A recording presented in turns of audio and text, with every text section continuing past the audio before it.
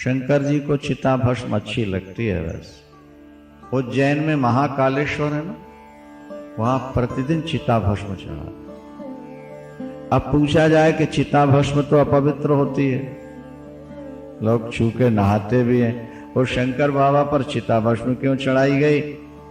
उसका समाधान यह है कि जब किसी मुर्दे को लेकर लोग श्मशान जाते हैं तो क्या बोलते हैं? राम नाम सत्य है, राम नाम सत्य है।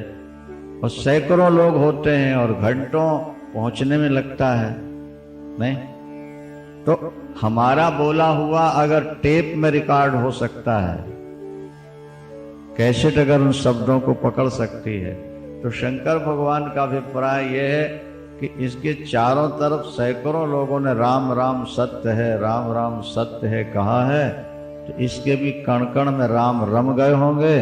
ये भस्म अगर हमारे शरीर में लग जाएगी तो हमारे भी रोम रोम से राम निकलना प्रारंभ हो जाएगा। चिता भस्म। एक दूसरा संकेत ये भी है कि चिता भस्म भोलेनाथ इसलिए लगाते हैं कि मौत सदा याद रखनी चाहिए जीवन।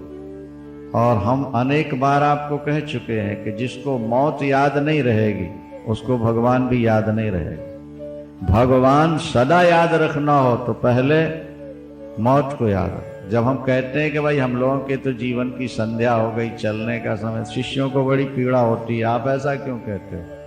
हमने कहा यहाँ तो जो आया है जाना ही है, प्रारब्ध जितना लिखा है उतना तो रहना ही है। हम आज मरना चाहें तो नहीं मर पाएंगे, और 100 साल जीना चाहें तो भी नहीं जी पाएंगे। वो तो जब समय लिखा है तभी होना है। लेकिन हर व्यक्ति को ये ध्यान रखना चाहिए कि मौत हमारे पास आ रही है, उससे पहले पहले जो बन जाए शुभ कर्म कर लेना चाहिए। जो मौत को याद रखेगा वो भगवान को भूल नहीं पाएगा। इसलिए संतों ने कहा कि 2 बातन को भूल मत, जो चाहे कल्याण नारायण, एक मौत को, दूजे श्री।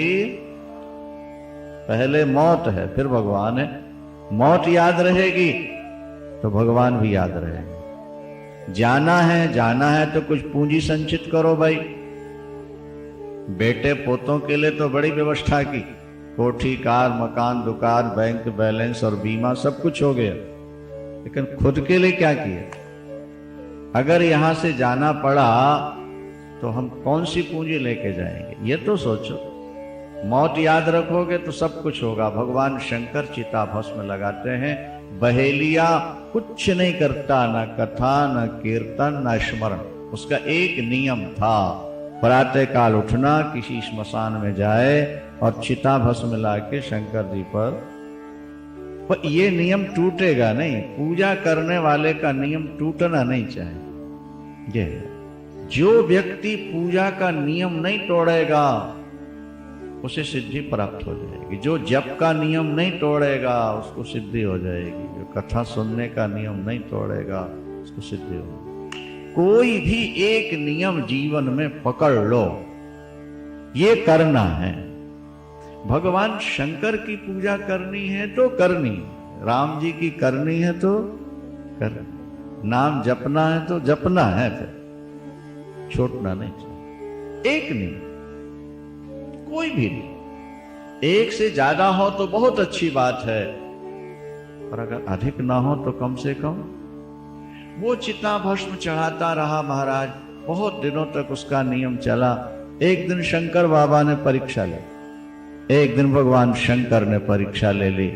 वर्षा हुई जोर से, शेड थे नहीं उन दिनों श्मशानों में, तो जितनी चिता भस्म थी वो बढ़ गई। 50 किलोमीटर बेचारा दिन भर दौड़ता रहा। हर गांव के श्मशान में जाए, कहीं थोड़ी सी भी तो मिल जाए। परीक्षा थी भगवान शंकर की। कहीं भस्म नहीं मिली, आंखों में आंसू भरे, उदास लौट के आया।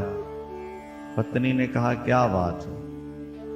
बोले आज मेरी पूजा का नियम टूट रहा है, चिता भस्म नहीं मिली।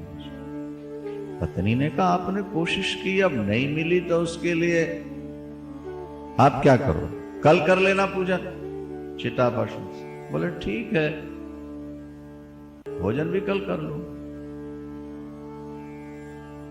पत्नी ने कहा कि आपने कोशिश की, सारा दिन दौड़ करके सफलता नहीं मिली, अब क्या हो सकता, आप भोजन करें। तो कहने लगा भोजन भी कल कर लो। जब तक पूजन नहीं तब तक। एक महिला हमको मिली, उसने कहा महाराज जब तक मैं भगवान शंकर की पूजा नहीं करूं अन्न नहीं खा सकते। हमने कहा 3-4 दिन वैसे स्त्रियों को पूजन नहीं कर, बोले उस समय हम फलाहार कर, अन्न नहीं खा, ये हमारा नियम। हमने कहा सूतक पातक हो जाए 10 दिन बाद, बोले फलाहार ही करते। हमने एक नियम ले रखा है कि अन्न तब मुंह लगाएंगे जब शंकर बाबा की पूजा कर। एक कोई भी नियम, आप नाम जपने का नियम चला रहे तो वो चलो, कथा सुनने का चल तो वो चलो, पूजन का लिया तो फिर होना चाहिए। प्रत्यक्ष नहीं भी तो मानसिक, उतना समय मानसिक पूजा में लगाओ, एकांत में बैठ के मानसिक पूजा। महाराज जब चिता भस्म नहीं मिली, उसने कहा भोजन भी कल करूंगा। तो पत्नी कहने लगी फिर इतने भगत हो और आज ही आपको शिव की पूजा करनी है, नियम न टूटे, तो फिर मैं आपको भस्म दे सकती हूँ। मेरे पास है क्या? बोले हाँ है। क्या है? बोले शरीर है, अभी भस्म कर देती हूँ, आप चढ़ा देना शंकर के ऊपर। कुटिया का सामान बाहर निकाल दीजिए, मैं कुटिया के अंदर बैठती हूँ, घास की झोपड़ी लगाऊंगी, यार राख मिल जाएगी आपको। आप देखो निष्ठा वाली बात देखना चाहिए। बात पूजा तो हम और आप सभी करते हैं, जरा सी कोई अड़चन आ गई तो तुसी कर लो जी, तुम कर लो जी, आज पूजा तुम कर लो। थोड़ा सा काम है, सुबह घंटे भर कहीं जाना, बोले आज तुम पूजा कर लो। ये नहीं है कि हम घंटा पहले उठ के पूजा करके जाए। बोलो शंकर भगवान की। जरा सी बाधा आई नहीं कि पूजा पहले छूटेगी, न चाय छूटेगी, न गपशप छूटेगी, न भोजन छूटेगा, नहीं न बीड़ी सिगरेट छूटेगी। छूटेगी तो पूजा ही छूटेगी। यह बड़ी समस्या लो। एक नियम से बंध जाओ तुम्हें सफलता जरूर मिलेगी। ये शास्त्र बार बार संकेत देते हैं। और जैसा कि हमने अभी बताया कि उसने कहा कि मुझे रत्न मिला और मैं इसका बदला प्रलय पर्यंत नहीं चुका सकता, नियम से। अब जब चिता भस्म नहीं मिली, पत्नी ने कहा मैं अपने शरीर को भस्म कर देती हूं। बोले तू मेरा नियम सुरक्षित रखने के लिए खुद भस्म हो जाएगी, क्या फर्क पड़ता है? स्त्री का शरीर तो पति के लिए होता है, पति का नियम सुरक्षित रहे। पत्नी तो पत्नी, चाहने तो धर्म काम मिले। महाराज ने सामान बाहर किया नहीं, अब पत्नी बाहर पेड़ के नीचे बैठ गई, दिखाई पड़ी, लगा दी आग, और महाराज थोड़ी देर में जल करके रहा। वहां पीपल वो तो अलग बैठ गई थी, लेकिन वो भगवान शंकर ही पत्नी का रूप बना के अंदर आ गए, उनको पता ही नहीं लगा। और उसने लगाई आग, जला दी, भस्म तैयार, लेके भस्म शंकर पर उसने चढ़ाई। बड़ा गदगद, मेरा नियम नहीं टूटा। महाराज जब वो संकीर्तन करने लगा तो थोड़ी देर में उसे ऐसा लगा कि मेरे बगल में भी कोई नाच रहा, वो भी नाच रहा था भगवान शंकर के भाव में। और पैरों की नूपुरों की आवाज झुनझुन सी आई, तो उसने सोचा कि मैं तो अकेला हूं, ये आवाज कहां से? जैसे आंख खोल के देखा तो पत्नी साथ में नाच रही थी, देवता पुष्प बरसा रहे थे और जय जयकार हो रही थी। आश्चर्य आश्चर्य देवी, तुझे तो जला दिया, तेरी भस्मी शंकर पर चढ़ा दी, अब तू कहां से आ गई? तो वो विनोद में कहती है, उसने कहा कि जिनके लिए आपने जला दिया उन्होंने मुझको जला दिया। जिनके लिए आपने जला दिया उन्होंने मुझको, वो तो वही सब नाटक करने कराने वाले भगवान शंकर प्रकट हो गए, जीवन सफल हो गया। अगर कीर्तन कथा और मन से स्मरण नहीं हो पाता तो आप भगवान की मूर्ति की पूजा करो। पड़ोस में मंदिर हो तो वहां कर लो, और नहीं हो तो घर में। एक प्रश्न खड़ा हो गया, भगवान शंकर के 2 तरह के विग्रह मिलते हैं। एक पिंडी के रूप में, शिवलिंग के रूप में, और दूसरे साकार रूप में। और कोई ऐसा देवता नहीं जिसकी दो तरह से पूजा होती हो। भगवान शंकर ही एक ऐसे देवता हैं जिनकी, बोलते जाओ, दो तरह से पूजा होती है, निराकार और। तब सूत जी ने कहा क्योंकि ये महादेव है, ये ज्योति रूप है। शिवलिंग जो है ना, शिव की पिंडी, नहीं समझ में, ये कोई इंद्री नहीं है। लिंगम चिन्हम ऐसा शास्त्र कहते हैं। जैसे अपने यहाँ कहते हैं स्त्रीलिंग पुल्लिंग, नहीं आई बात समझ? तो स्त्रीलिंग पुल्लिंग जहां कहा जाता है, और अगर हम लिंग शब्द का अर्थ कोई इंद्री लगाएंगे तो स्त्रीलिंग का फिर अर्थ क्या होगा? शास्त्रों ने लिंगम शब्द का अर्थ किया है चिन्हम, चिन्ह। तो शिवलिंग जो है ये ज्योति रूप का चिन्ह है। जैसे दीपक के ऊपर जब अपन दीपक जलाते हैं तो एक ज्योति की आकृति नहीं बन जाती। तो ये जो पिंडी है ये निराकार ज्योति का प्रतीक, निराकार ज्योति। और जो पंचानन है या चतुर्भुज है, डमरूधर त्रिशूलधर है, वो साकार रूप है। भगवान शंकर के तीन रूप हैं, रुद्र, महेश्वर और शिव। शिव ज्योति रूप है। ये कोई नई बातें थोड़ा आपको समझनी होगी ना। शिव जो है वो ज्योति रूप है, रुद्र और महेश्वर साकार रूप। अभी आगे हम बताएंगे, सब आपकी समझ में आ जाएगी, बात स्पष्ट होगी। आप सुन लीजिए 10 दिन, कोई संशय नहीं रह जाएगा फिर। अच्छा, तो भगवान शंकर की जो पिंडी है ये है ज्योति, नहीं समझे? और जो भगवान का विग्रह है साकार वो है महेश्वर, वो है रुद्र। यद्यपि अंतर कुछ नहीं, जैसे एक है बर्फ पानी और दूसरा है बर्फ, तो पानी ही बर्फ बनता है। जैसे पानी तृप्ति देता है इसी तरह बर्फ भी तृप्ति दे सकता है, उससे भी प्यास बुझ सकती है, उससे भी जीवन चल सकता है। लेकिन जैसे पानी बर्फ बन जाता है, इसी तरह निर्गुण ज्योति जो शिव तत्व है वही सगुण साकार रुद्र और महेश्वर बन के प्रकट हो जाते हैं। तो जो परम तत्व है, सुप्रीम पावर, वो ज्योति। आगे व्याख्या विस्तार से मिलेगी, अभी थोड़ा आगे सुन लो इस बात को। तो व्यास जी ने सनत कुमार जी से पूछा कि शंकर भगवान की दो तरह से पूजा क्यों?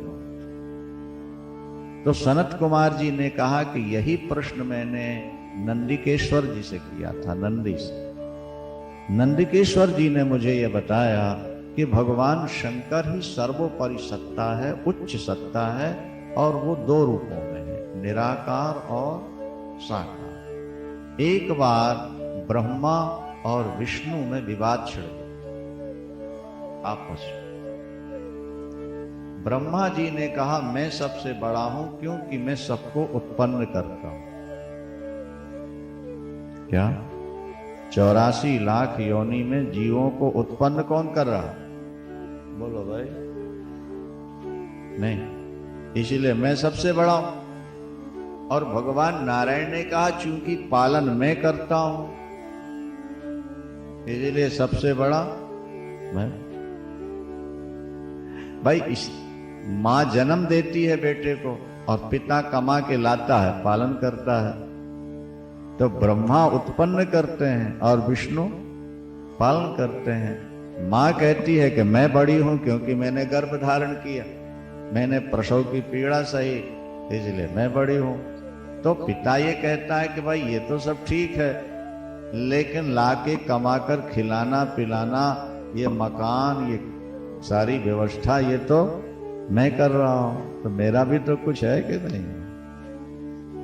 ब्रह्मा बोले मैं बड़ा और नारायण बोले मैं बड़ा। उन्होंने कहा मेरी पहले पूजा होनी चाहिए, उन्होंने कहा मेरी पहले पूजा होनी चाहिए। ये कि कहां दोनों का जब विवाद छिड़ गया, ध्यान दीजिए, तो निर्णय जब कहीं नहीं हो पाता तो भगवान शंकर के पास देवता आते हैं। जहां कहीं भी देवताओं में कोई विवाद चल पड़े और कोई निर्णय न होने पाए तो फिर सब देवता मिलकर कहां आते हैं? इसलिए शंकर जी के 5 मुख हैं। कितने हैं? 5।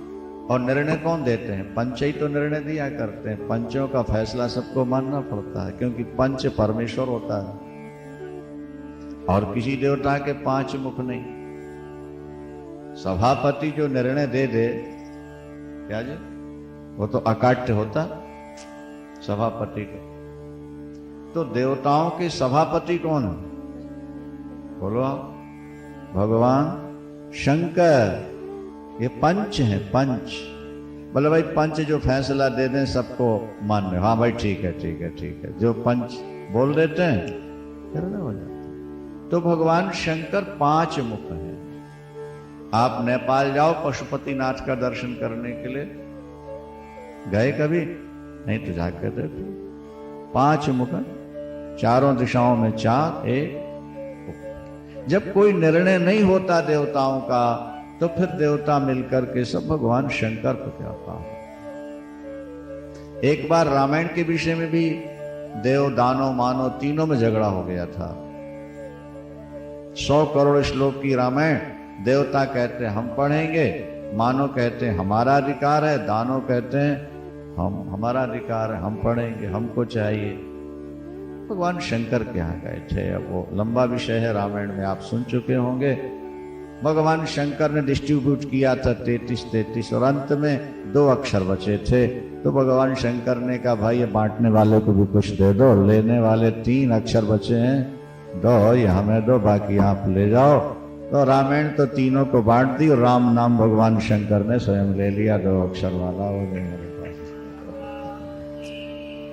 भोले बाबा निर्णायक हैं और इनका निर्णय सर्वमान्य होता है। इनके निर्णय को कोई बदल नहीं सकता जल्दी, क्योंकि ये पंच है। भगवान विष्णु और ब्रह्मदेव दोनों मिलकर आए भगवान शंकर के पास और अपना अपना दावा पेश किया। चूंकि मैं संसार को बनाता हूं इसलिए पहले पूजा मेरी होनी चाहिए। श्रीमन नारायण ने कहा कि मैं पालन करता हूं। अरे पेड़ लगा दिया जाए, खाद पानी न दी जाए तो पेड़ सूख नहीं जाएंगे। तो जो खाद पानी दे रहा है वो बड़ा है। ब्रह्मदेव कहते हैं जो पैदा करे। तो भगवान शंकर ने कहा भाई देखो अब तुम बड़े हो कि तुम बड़े हो, हम एक को बोलेंगे तो दूसरे को दुख होगा। सबसे बड़ी बात यह है कि यह मैं ज्योति प्रकट कर देता हूं, इस ज्योति का और छोर जो देखे आए वो सबसे बड़ा है। तुम दोनों ज्योति में प्रकट करता हूं। एक साइड, एक तरफ ब्रह्मदेव चले जाएं, दूसरी ओर नारायण चले जाएं। ब्रह्मदेव को किनारा मिल जाए या विष्णु को मिल जाए, वो बड़े हो जाएंगे। ठीक है, भगवान शंकर ने ज्योति प्रकट। पिंडी जो है ना, ये क्या है? ज्योति। जैसे सर्च लाइट होती है, घूमती है सर्कस वगैरह में, यूं भी निकलती है पिक्चरों सिनेमा हॉल में, सर्च लाइट। ऐसी एक ज्योति भगवान शंकर ने प्रकट कर दी, जो नीचे भी चली गई बहुत गहराई तक और ऊपर भी चली। एक देवता ऊपर जाए, दूसरा नीचे जाए, जिसे अंत मिल जाए वो बड़ा। ब्रह्मा जी ने सोचा अपन तो ऊपर ही जाएंगे। क्या समझे भाई, ऊपर कहीं तो अंत मिल ही जाएगा ना ज्योति का। श्रीमन नारायण आप नीचे जा सकेंगे? बोले हाँ प्रभु मैं नीचे चला जाऊं। और रॉकेट क्या जाएगा उस गति से? भगवान ब्रह्मदेव और भगवान नारायण एक नीचे जा रहे हैं और दूसरे ऊपर जा रहे हैं। 1 वर्ष नहीं, 2 वर्ष नहीं, 10 वर्ष नहीं, हजारों वर्षों और मन की गति से भागते रहे, लेकिन ना आदि मिला ना अंत मिला। श्रीमन नारायण ने सोचा ये ज्योति तो अनंत है। अभी हम सुना रहे थे कहीं शिव पुराण इंदौर में, तो हमने कहा देखो भाई विज्ञान ने आज बहुत बड़ी तरक्की की।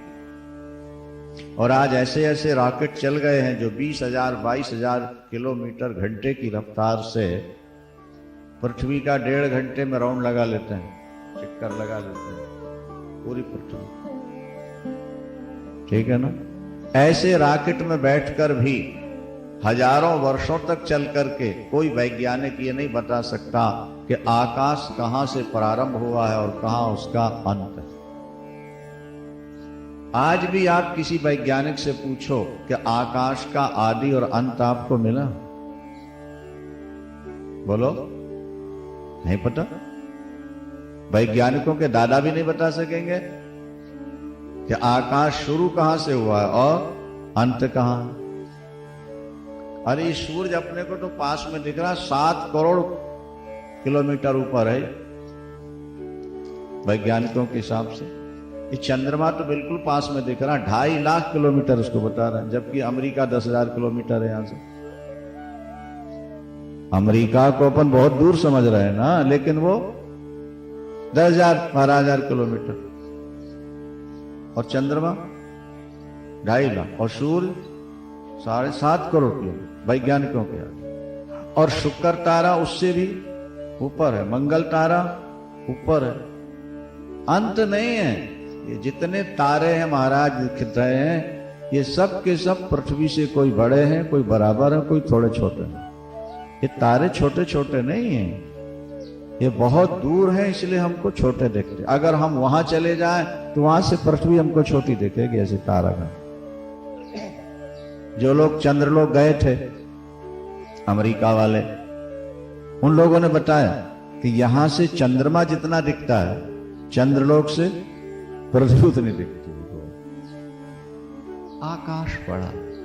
अब ये आकाश जिस ज्योति के अंदर दिखाई दे रहा है, वो ज्योति कितनी बड़ी होगी। जब आकाश का ही अंत आज तक नहीं मिला, तो ज्योति का अंत किसको मिलेगा।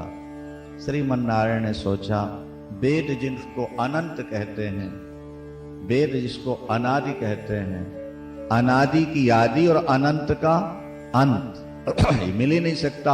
मिल जाए तो वेद के शब्द कट जाए। भगवान नारायण तो बिना आदि पाए वापस लौट।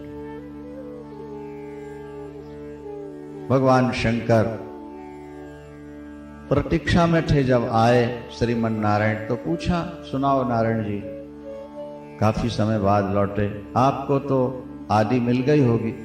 तो उन्होंने कहा, प्रभु अनादि की आदि कहाँ है, अनंत का अंत कहाँ है, ज्योति का अंत नहीं। ये आकाश तो ज्योति के अंदर है।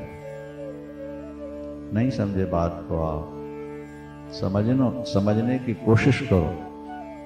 आपके टीवी का पर्दा ठोस है, दर्पण भी ठोस होता है, नहीं होता। और उसको आकाश की ओर करके देखो तो दर्पण के अंदर आकाश दिखता है, समुद्र के तरफ करके देखो तो ठोस में समुद्र कहां से आ जाएगा। आपके टीवी का जो पर्दा है वो भी ठोस है, लेकिन कभी कभी समुद्र लहराता दिख रहा है, ट्रेन भागती हुई नजर आ रही है, काफी दूर पहाड़ नजर आ रहे हैं, चांद भी दिखता है।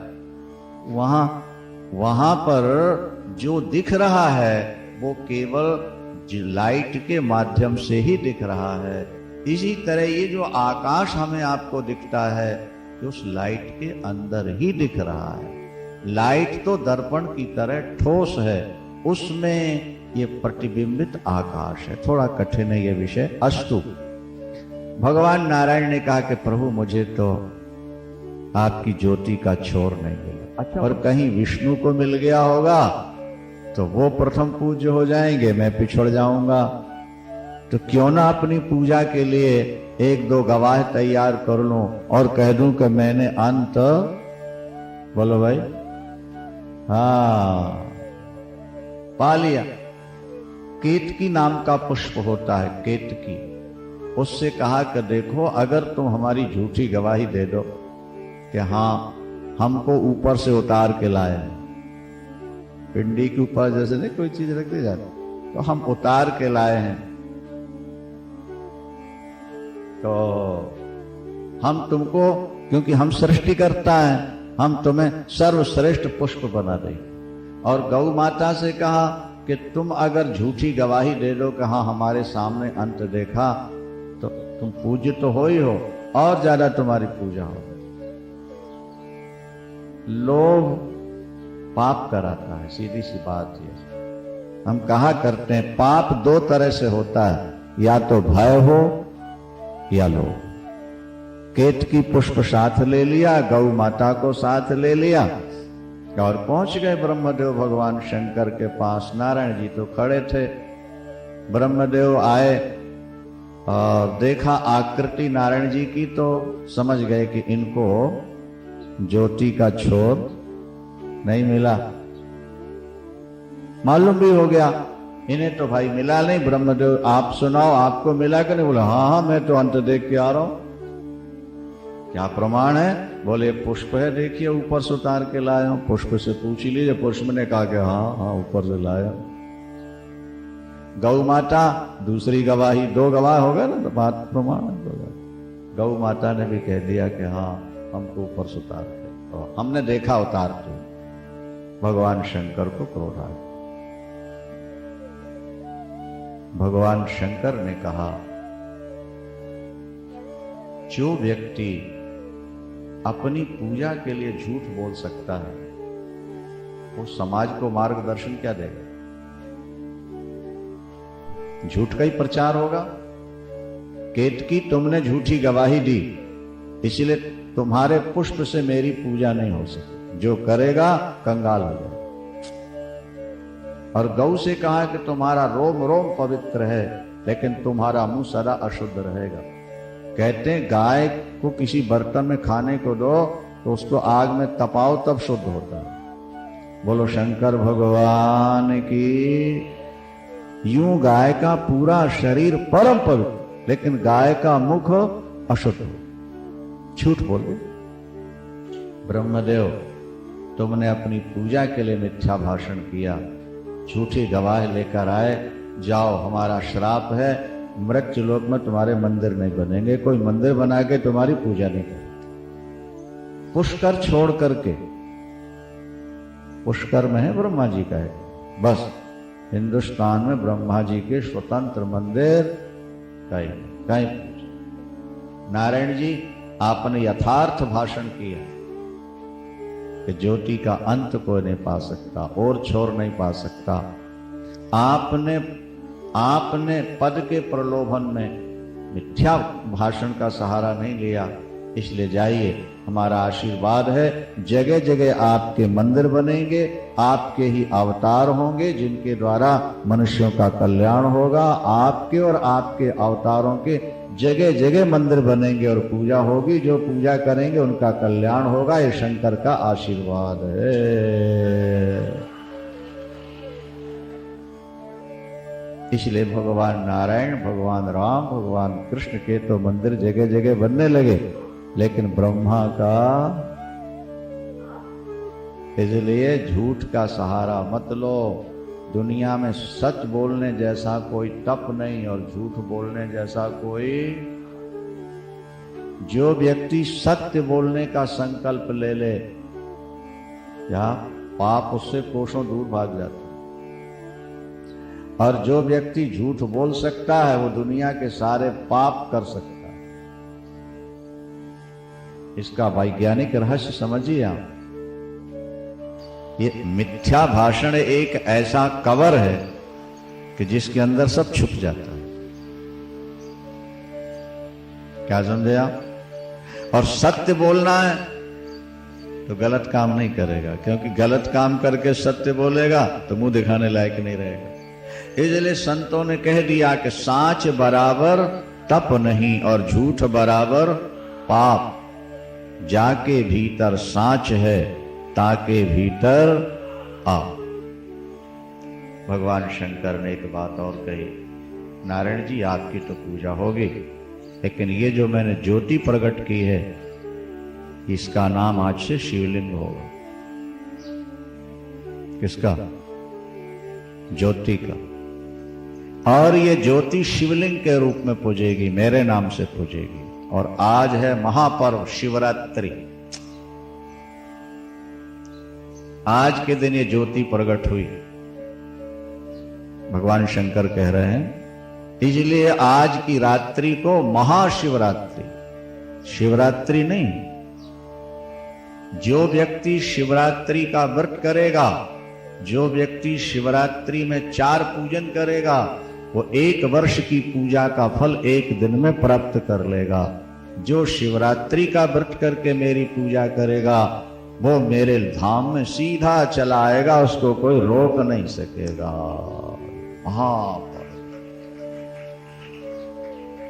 शिवरात्रि की पूजा, शिवरात्रि का व्रत और 4 पूजा। शिवरात्रि को जो रोहासी में इस वर्ष थे, बड़े भावुक भक्त महाराज रात भर पूजन, व्रत, 4 पूजा।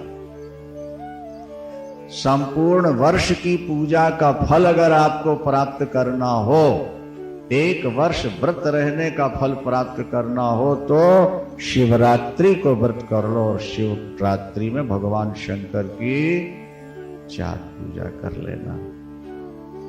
अरुणाचल प्रदेश में आज भी उसकी बड़ी प्रसिद्धि है इस बात की, वहीं ये ज्योति प्रकट हुई थी।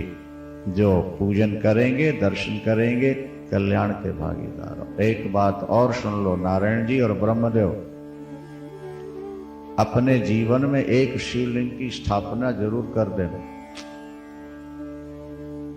अगर कहीं काशी में शिवलिंग की स्थापना हो जाए, क्या बात, मुक्त हो गए तो मुक्त हो। काशी नहीं मिले, कहीं भी किसी मंदिर में शंकर जी की एक पिंडी स्थापित कर। यद्यपि मेरे दोनों रूप रहेंगे, मूर्ति भी और पिंडी भी, पूजन का फल दोनों में है, लेकिन फिर भी मूर्ति की अपेक्षा मेरी पिंडी में पूजन का फल विशेष महत्वशाली होगा।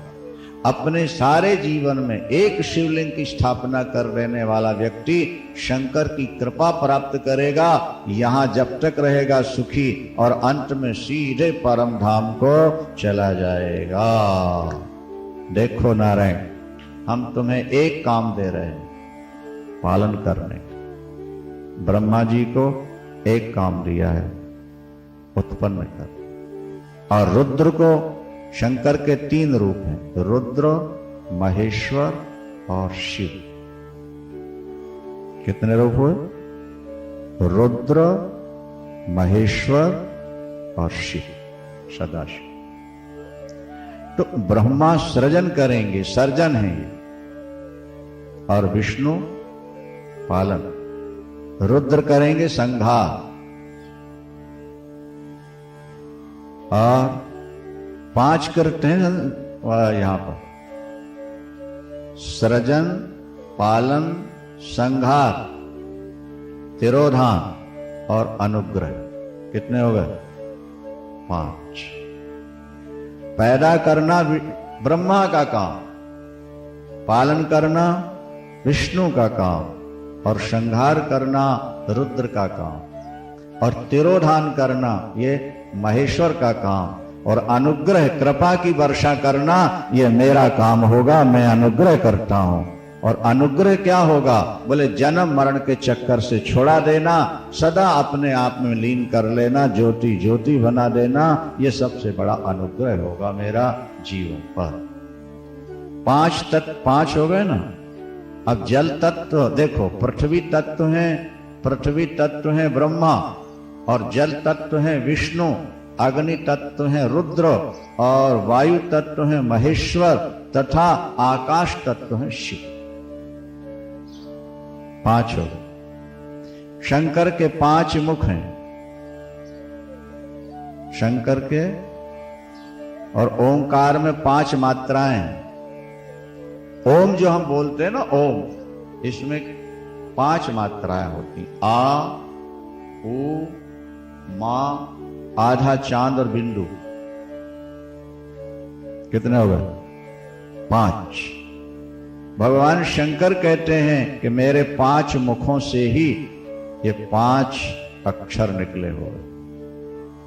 उत्तर मुख, मेरी पिंडी में जो उत्तर मुख है उससे आ निकला है, पश्चिम मुख से ऊ निकला है, दक्षिण मुख से मां निकला है, पूर्व मुख से चांद निकला है बिंदु, और जो बीच वाला उससे नाद की उत्पत्ति हुई है। ये पांचों मिलकर के हो गए, बोलो भाई ओम।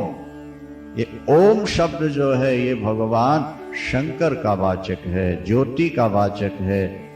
जब सृष्टि नहीं बनी थी सबसे पहले ओंकार की उत्पत्ति। अब ओंकार का जप सब नहीं कर सकते, वैसे यहां यह भी लिखा है कि जो 108 करोड़ शिव का नाम जप ले या प्रणव जप ले, वो जीवन मुक्त हो गए, फिर उसे कुछ करना नहीं होगा। बहुत ध्यान से सुनेंगे बात को। भगवान शंकर के 5 मुखों से एक एक मुख से एक एक वर्ण निकला, ओम बन गया। और भगवान शंकर का जो नमः शिवाय मंत्र है ये भी 5 मुख से निकल के नमः शिवाय बना। उत्तर मुख से ना निकला है, पिंडी में जो उत्तर मुख है उससे ना, और पश्चिम मुख से मां, दक्षिण मुख से शी, और पूर्व मुख से वाह, और जो ऊर्ध्व मुख ऊपर है उससे या। सबसे पहले भगवान शंकर से प्रणव निकला, ठीक है, और प्रणव के बाद नमः शिवाय। ये 5 अक्षर 5 मुख से, एक एक मुख से एक एक अक्षर। फिर इस नमः शिवाय मंत्र से ही गायत्री का जन्म हुआ, और गायत्री से वेदों का जन्म हुआ। वेदों से करोड़ों मंत्र प्रकट हुए, लेकिन समस्त मंत्रों में श्रेष्ठ मंत्र है नमः शिवाय। क्या? ओंकार, ओम या नमः शिवाय। जिनको अधिकार प्राप्त है ओम नमः शिवाय जपते हैं, और नहीं तो केवल नमः शिवाय भी आप जपते हो तो ये मत सोचना कि हम ओम नहीं जप रहे या हमें नहीं मिला। नहीं नहीं, नमः शिवाय ही ओम है, ओम ही नमः शिवाय है। जैसे दूध ही दही है, दही दूध का परिणाम है, पानी ही बर्फ है, बर्फ ही पानी है। पंचाक्षर मंत्र समुद्भूत हुआ, गायत्री वेद करो। भगवान विष्णु और ब्रह्मदेव हाथ जोड़ के खड़े हो गए। अब मैं श्रापित तो हो ही गया, ब्रह्मा ने कहा, लोभ के कारण, लेकिन अब अपनी शांति के लिए नारायण जी की तो सर्वत्र पूजा होगी, मेरी होगी नहीं, मन में दुख बना रहेगा, तो अंदर शांति प्राप्त हो, इसके लिए कोई मंत्र भगवान शंकर ने कहा नमः शिवाय जो मंत्र है यही। तो भगवान शंकर बैठ गए, बैठे, भगवान विष्णु भी आए, ब्रह्मा जी बैठ गए। भगवान शंकर ने उनके सिर पर कपड़ा डाला और उनके कान में स्वयं नमः शिवाय मंत्र का 3 बार उच्चारण किया। महाराज पुष्पों की वर्षा होने लगी, जय जयकार होती है, चारों तरफ आनंद छा गया। ये नमः शिवाय मंत्र की दीक्षा भगवान शंकर के द्वारा श्रीमन नारायण और ब्रह्मा को प्राप्त हुई। तब से भगवान श्रीमन नारायण और ब्रह्मा शिव शिव या नमः शिवाय का जप करते हैं। नमः शिवाय तो बैठ के जपना चाहिए, अच्छा, और शिव शिव चलते फिरते हमेशा, या शिवोहम। शिवोहम हर समय अजपा जप के रूप में जपा जा सकता है, शिव शिव भी जपा जा सकता है, नमः शिवाय बैठकर जपना चाहिए। अब महाराज जब दीक्षा ली तो फिर दक्षिणा भी तो देनी चाहिए ना। कम श्रद्धावान शिष्य होता तो थोड़ी दक्षिणा देता है, और ज्यादा श्रद्धावान शिष्य हो, पैसे वाला हो, तो फिर वो ज्यादा देता है। गरीब है, श्रद्धा ज्यादा है, थोड़ा दे तो भी बहुत होता है, और बड़ा हो और दक्षिणा थोड़ी दे तो फिर वो श्रद्धा की कमी उसमें संकेत दे देते। तुम यूं तो लाखों रुपया लुटाते रहते हो बोतलों में, और जब दक्षिणा देने वाली बात आए तो सबसे छोटा नोट निकालने की कोशिश करते हो। बोलो शंकर भगवान की। हाँ, तुम्हारी श्रद्धा का पता भी तो ऐसे लगेगा ना। तो भगवान नारायण ब्रह्मदेव बोले, गुरुदेव प्रभु आपने हमें ज्योति का दर्शन कराया, आपने हमें मंत्र दिया, तो अब दक्षिणा भी तो देनी है। भगवान शंकर ने कहा क्या दोगे, क्या देना चाहते हो दक्षिणा के रूप में? बोले हम अपना शरीर ही आपको समर्पित किए देते हैं, यह शरीर आज से आपके लिए हो गया, हम आपके बन गए, बस यही हमारी दक्षिणा है। क्योंकि दीक्षा की बराबरी करने वाला संसार में और कोई दूसरा पदार्थ तो है ही नहीं। अब हम आपके दास हैं, हमें आज्ञा दीजिए। तब भगवान ने कहा कि ब्रह्मदेव तुम्हें तो सृष्टि करनी है और विष्णु तुम्हें पालन करना है। मेरी एक शक्ति रुद्र संहार करेगी और महेश्वर क्या तिरोधान करेंगे और मैं सदा अनुग्रह करता रहूंगा। लेकिन प्रभु अब एक प्रश्न भी अधूरा रह गया, हम इसके बारे में भी जानना चाहते हैं। आपकी मूर्ति की स्थापना कैसे की जाए, मूर्ति कैसी हो, किस तत्व से बनी हो, किस पदार्थ से बनी हो।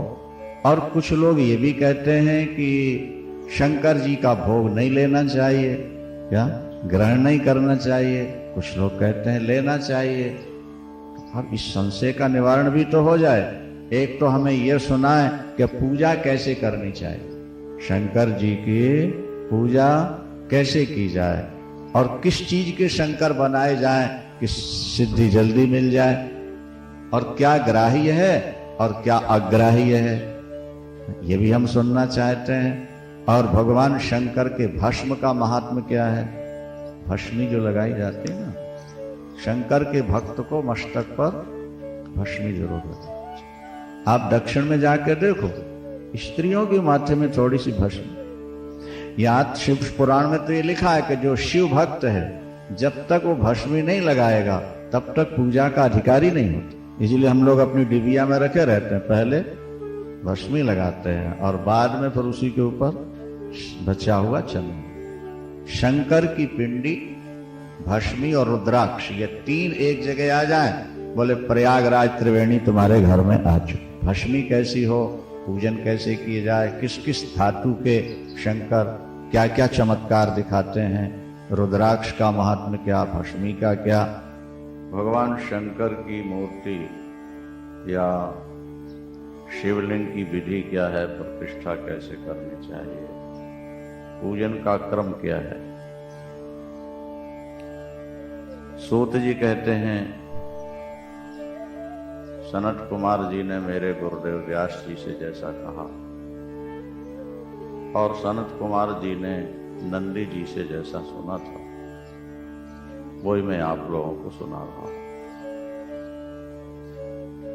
भगवान शंकर की पूजा ज्योति की पूजा है।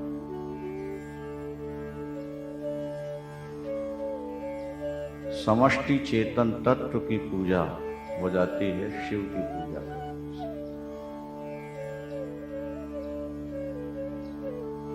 प्रकृति है जड़ और परमेश्वर है चेतन।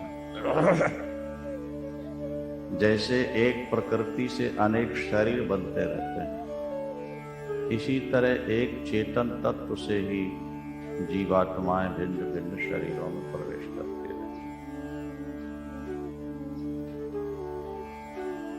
पंच महाभूत तो 5 ही हैं, लेकिन उन पंच महाभूतों से अरबों खरबों शरीर बनते रहते हैं और बनने के बाद जब वो मिटते हैं तो प्रकृति में ही लीन हो जाते हैं। एक प्रकृति से अनेक शरीर बनते हैं, एक शुद्ध चेतन शिव तत्व से ही सबके अंदर चेतना जागृत होती है। शिव पुराण का सिद्धांत यही है। प्रायः सभी ग्रंथों ने इस बात को माना है कि आत्मा परमात्मा का स्वरूप है और अपनी आत्मा को शिव के रूप में, ब्रह्म के रूप में, तत्व के रूप में समझ लेना ही जीवन की सबसे बड़ी सफलता है। मैं वही हूं, ये सबसे ऊंचा सिद्धांत। मैं वही, ब्रह्मैव आत्मा, आत्मैव ब्रह्म। ब्रह्म ही आत्मा है, आत्मा ही ब्रह्म।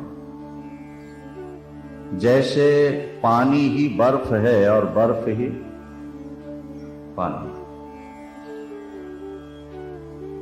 पानी ही शीत के संयोग से बर्फ बन गया और बर्फ गर्मी के संयोग से फिर पानी हो गई। इसी तरह आपकी हमारी जो आत्मा है वो परमात्मा ही है, परमात्मा का स्वरूप ही है। और ये भाव जब दृढ़ हो जाएगा तो आपका भजन कभी छूटेगा नहीं। ये बात पुराने श्रोता अनेक बार सुन चुके होंगे। पर से प्यार स्थायी नहीं होता और स्वयं से प्यार कभी कम नहीं होता। ये बात बुद्धि में बैठा लेनी चाहिए। पर से जो प्यार किया जाएगा वो स्थायी नहीं रहता। वो स्वार्थ तक तो बहुत बढ़ेगा, पर जहां स्वार्थ में ठोकर लगेगी खत्म हो। स्वार्थ समाप्त हुआ, प्यार समाप्त हो जाएगा। जो किसी आधार को लेके प्यार चलता है वो आधार तक रहता है, और आधार खत्म हुआ प्यार खत्म हो गया। भाई एक व्यक्ति सुबह घूमने जा रहा है और कुछ रोटियां लिए जा रहा है, कुत्तों को खिलाता है। कुत्ते देखकर उसके पीछे लग जाते हैं। वो कब तक पीछे लगे रहते हैं? जब तक उसके हाथ में रोटियां दिखती हैं, और रोटी खत्म, कुत्तों का प्यार खत्म। कुत्ते उस व्यक्ति से प्यार नहीं करते, उसके हाथ में जो रोटियां हैं उससे प्यार। प्रेम का स्वरूप इसलिए शास्त्रों ने कहा कि जो प्यार किसी की सुंदरता देख के होता है, किसी के गुण देखकर होता है, किसी से होने वाले लाभ को देखकर होता है, वो स्थायी नहीं रह सकता। वो क्योंकि सुंदरता देख के प्यार हुआ तो सुंदरता सदा नहीं रहेगी। वृद्धावस्था में सुंदरता समाप्त हुई, प्यार समाप्त हो जाएगा। क्या किसी स्वार्थ को लेकर आपका प्यार हुआ है तो स्वार्थ की पूर्ति हो जाएगी तो भी प्यार खत्म हो जाएगा, और नहीं हुई तो प्यार खत्म हो जाएगा। इसलिए प्यार शब्द की व्याख्या देवर्षि नारद ने की। नारद भक्ति सूत्र ग्रंथ है। वो लिखते हैं कि गुण रहितम कामना रहितम प्रतिक्षण वर्धमानम सूक्ष्म पर। प्यार किसको कहते हैं? किसी वासना को लेके जो प्यार हुआ, स्वार्थ को लेकर इनके माध्यम से हमें रुपए मिल जाएंगे, इनके माध्यम से विषयों की पूर्ति हो जाएगी, इनके माध्यम से हमारी ख्याति हो जाएगी। कि अगर माध्यम लेके प्यार किया है तो वो सदा नहीं। भगवान शंकर ऑर्डर दानी हैं, इनकी उपासना करने से सब कुछ मिल जाता है। अगर इस भाव से आपने उपासना की तो ये प्यार स्थायी नहीं रहे, क्योंकि शंकर भगवान देंगे इस भाव से आपने प्यार किया, और भगवान शंकर ने नहीं दिया तो प्यार आपका कम हो जाएगा, खत्म हो जाएगा। देवता तभी देंगे जब वो देख लें कि इससे तुम्हारा हित है। अगर अहित होने वाला है तो मांगने पर भी नहीं देते कभी कभी। इसीलिए ईश्वर से प्यार जो करना है, ईश्वर को अपनी आत्मा मान करके, मतलब हम वही हैं, माया के कारण उनसे अलग से हो रहे हैं। माया ने हमको उनसे अलग किया हुआ, कर ही नहीं सकती माया अलग। अलग होने का भ्रम पैदा करती है। उदाहरण के तौर पर बात समझने की कोशिश करें, जोर से बोले शंकर भगवान की, उमापति महादेव। जब हमें आपको स्वप्न आता है उस समय हमारे दो शरीर हो जाते हैं। एक शरीर वो है जो बिस्तर पर पड़ा हुआ, और दूसरा शरीर वो है जिसमें हम अपने आप को चलते फिरते, खाते पीते, मिलते जुलते अनुभव करते हैं। एक तो पड़ा ही हुआ है ना, उसमें तो कोई क्रिया नहीं होती।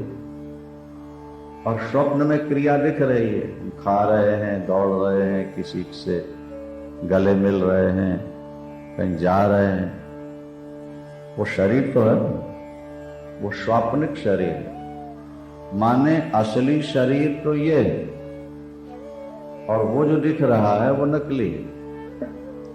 लेकिन स्वप्न ने क्या किया, इसको भुला दिया और नकली को असली बनाकर अनुकूल या प्रतिकूल घटना में आपको दुखी या सुखी बना दिया।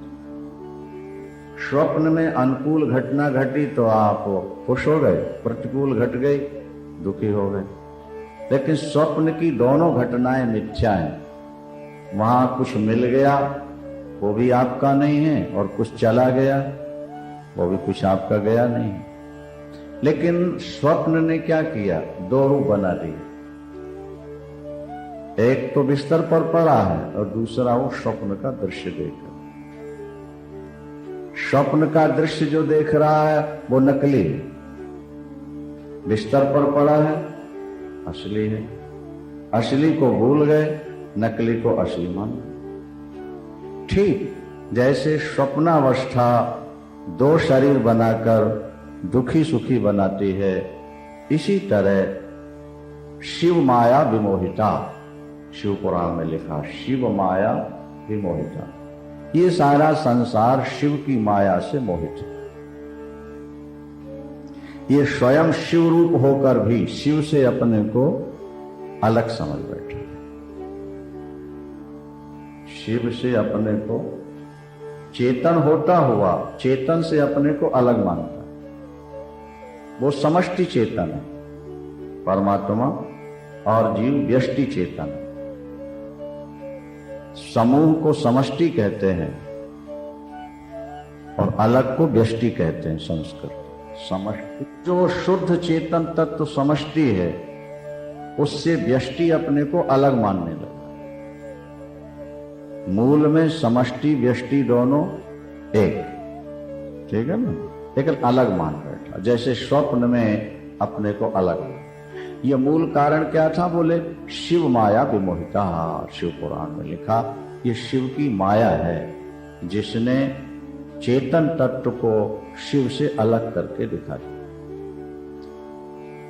अब शिव तत्व का बोध कब होगा, बोले तभी होगा जब आप शिव का नाम जपेंगे, शिव की आप पूजा करेंगे, शिव का स्मरण करेंगे, तो शिव की माया से आप मुक्त हो जाएंगे। और जैसे स्वप्न टूटते ही आप अपने असली शरीर में स्थित हो जाते हैं और उसके मिथ्यात्व का बोध हो जाता है, इसी तरह माया के निवृत्त होते ही आपका शिव स्वरूप अपने आप प्रकट हो जाएगा और जो पृथकता की भावना थी वो सदा के लिए समाप्त हो